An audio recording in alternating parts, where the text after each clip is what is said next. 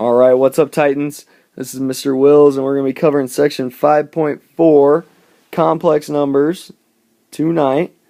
And hopefully you've got your guided notes with you. I'm going to be going through it very similar to what you have there.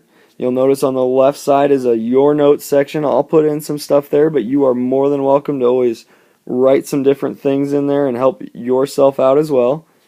Our goal tonight is to perform operations with complex numbers. That's our basic goal tonight, and then in class on Monday we're going to do some more stuff with this as well. Whatever I write down would be very, very important for you to write down. So the first thing is the imaginary unit I. And yes, we will be talking about imaginary numbers now. Kind of crazy to think about. They're not all real. We do have some imaginaries. And basically what will happen is you'll see this letter I. And I is actually equal to the square root of -1. We said we can never take the square root of a negative number. Well, now we can. We know that the square root of a negative number is I. And if I was to square both sides there, I would get I squared equals a -1. So if I take I squared, I get -1. That's kind of really important for you to make sure you understand and remember, because it's something we will use later on. Next vocab word here is complex number, and a complex number is of the form a plus bi. A plus bi, where a and b are real numbers and I is the imaginary unit. I is the imaginary unit. Okay, and feel free, as any time I go through here, you can pause, you can rewind, relook at things. Just some examples of what a complex number would look like. Maybe like 2 plus 3i, or 7 minus 2i. Okay, just lots of different numbers you can think of there. And then the last thing is standard form of complex number. That's just going to be in the form a plus bi. Okay, the real part, the a, has to come first. And we call that a, that is the real part. It's just a number, 2 or 7 or whatever you need. And then bi, we call that the imaginary part, because it's got the imaginary in it. It's got the I. So that's where we get the imaginary part. Alright, moving on to those next definitions here. We've got an imaginary number. An imaginary number is just when it's in the form. Imaginary number is when it's in the form. Let me erase that there. A plus bi, where b cannot equal 0. Because let's take a look. Why can b not equal 0? Because if I had 2 plus 0i, there'd really be no i's there, and it'd just be 2. Well, 2 is not an imaginary number. So an imaginary number has to have a number in front of the I. A pure imaginary number, on the other hand, is a plus bi, where a equals 0. So, like, for example, here I'd have, just I would have 0 plus 3i. Well, that's really just 3i. That's just the imaginary part. There's no real part, so that's why it's called a pure imaginary number. Another example might be like -4i. That's the pure imaginary. It's got no real part to it. And then a complex plane, this is kind of like where we will graph imaginary numbers. So it's very similar to the plane we've been working with, an XY plane, but the x-axis here is actually the real part, and the y is what we call the imaginary. Okay, so it's a little different. We have our real and our imaginary axes. Again, pause, rewind, do whatever you need to do here. Let's get the last two definitions real quick here. They are complex conjugate and the absolute value. And these will be more important on Monday in class, but we want to make sure we understand them. So a complex conjugate are basically two complex numbers. So 2, sorry about that, let me erase those long lines there. 2 complex numbers, and they're of the form a plus bi and a minus bi. So they're really the same except for the middle term or the middle sign is different.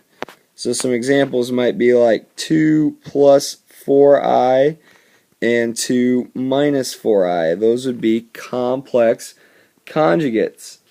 Another example, maybe like 10 minus 22i, and then the other one would be 10 plus 22i. Okay, so those are complex conjugates. And then the last thing we'll talk about is how to find the absolute value of a complex number. So let's say I called my complex number z. So z is a plus bi. To find the absolute value of z, you take the square root of a squared plus b squared. Okay, so we just take the square root of a squared plus b squared. Again, that's something we'll cover more in class on Monday, but just a good thing to have down. So now we are all finished with the vocab.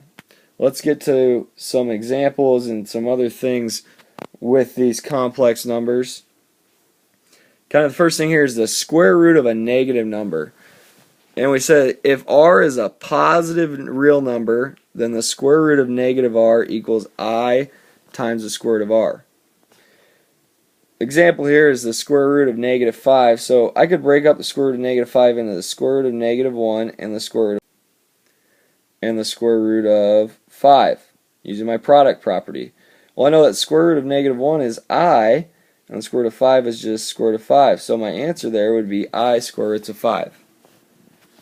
Another example using that property there is if I have the square root of a negative 16.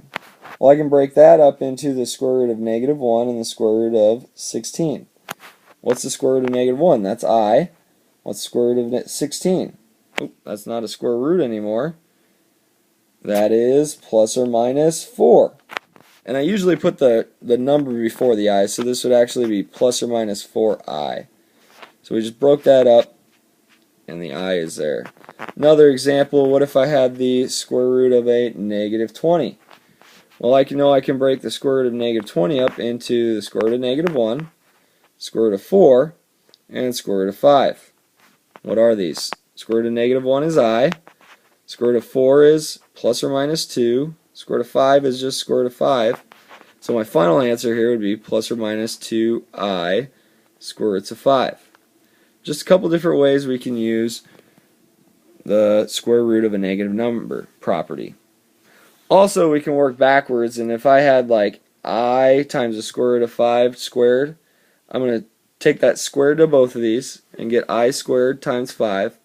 Well, we knew earlier that I squared equals negative 1. So the answer here is a negative 5. Anytime you get I squared, you're going to refer to that as a negative 1. Now let's do some solving here. So let's solve a quadratic. I want to solve 2x plus 3 equals negative 15. I'm going to solve this the same way I've solved already this chapter. First thing, subtract 3 from both sides. Gives me 2x squared equals negative 18. Next step is to divide both sides by 2, which leaves you with just x squared equals negative 9. And then the next step is to take the square root of each side, which leaves you with just x equals the square root of a negative 9. Well, I want to use my properties using I, so I'm going to use x equals, well, the square root of negative 1 times the square root of 9. Product property right there. And then finally I know that x equals, well, the square root of negative 1 is I, and the square root of 9 is plus or minus 3.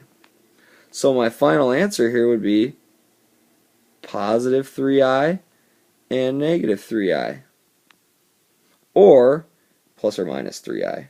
I just used my solving techniques from earlier this chapter and applied the square root of a negative number to it. Okay? Very good so far. Moving on. here, same page, example 2. So now we're going to plot complex numbers in a complex plane. We've got 3 numbers, 1 plus I, -2 minus 2i, and 3 plus 3i. You'll notice in our plane down here to the right, we've got our reals and our imaginaries. So how do we graph these? Well, to plot 1 plus I, we kind of think of that as a point, 1 comma 1, because there's a 1 that we never see in front of the I. So to plot this, I go move right 1 on the reals, and then up 1 on the imaginary. So right 1, up 1, make a point right there, and that would be point A. Over 1, up 1. Next one, -2 minus 2i. I think of that as a -2 comma -2. So to plot that, I move left -2 and down -2 from the origin. Left -2, down -2, make a point right there, and that would be B. And then to plot C, it looks like 3, -3 on my plane. So I would go right 3, and then down 3 from the origin. Right 3, 1, 2, 3, down 3, make my point, that's C. So these are very similar to points we've already plotted this semester. Alright, let's flip it to the 3rd page here, and we're going to check out, let's skip that one. No. There we go. Example 3. Write the expression 5 plus I plus 2 minus 2i as a complex number in standard form. And what I like to think about is just adding like terms. Basically what we want to do is we want to add our reals, 5 plus 1, and add our imaginaries, 1i minus 2i, which gives me just 6 minus 1i. So it's basically adding like terms. 5 plus I plus 1 minus 2i, add my reals, 5 plus 1 is 6, add my imaginaries, I minus 2i is -1i. Okay, that is in standard form as well. Alright, why don't you take a second, see if you can do these 3 problems, maybe pause this, come back to it, and then we'll talk about these real quick.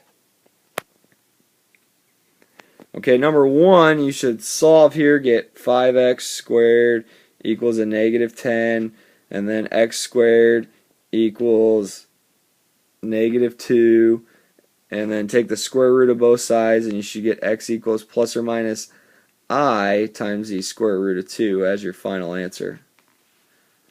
On this one, we would plot the point 1 comma -3. Well, where does that land? 1, -3 lands in quadrant 1, 2, 3. So quadrant 3 would be our answer there. And I plotted that wrong. That is incorrect. My fault there. 1 comma -3 would go on the right side, 1 -3, which is in quadrant 4. Sorry about that. Plotted that one incorrectly. And then number 3 here, very, very important. You got to make sure you distribute this negative sign right here. So we would get 3 minus 7 minus 8i plus 5 minus 6i. And then just like before, we're going to add like terms. Add the real parts. 3 minus 7 is -4. Plus 5 is 1.